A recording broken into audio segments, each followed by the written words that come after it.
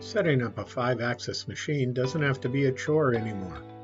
With the Mitsubishi Incline Surface Machining and tool center point control, we can easily place the fixture anywhere on the table, and in a few quick measurements, using the Renishaw graphical interface, square up the fixture, pick up the G54 datum on the material, and make a part.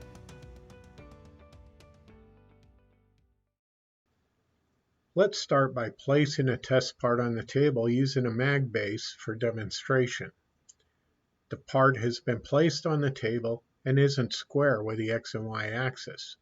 We can use the rotary function in the Renishaw part probe interface to probe a side of the material and square it up with the X and Y axis automatically.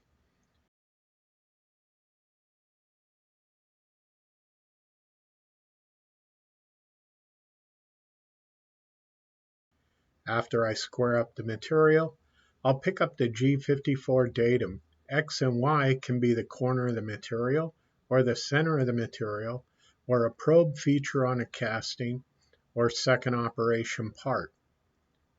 I will use the center of the half-inch hole in our demonstration part as our G54. This is the point I set as the datum when I created the program using Esprit. After I probe the top of the part, I'm ready to run the program.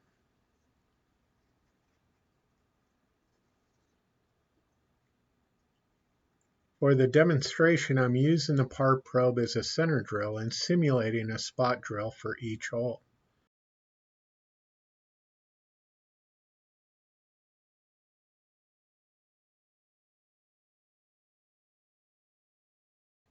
With the Mitsubishi Incline Surface Machining and tool center point control, 5-axis machining has become much easier.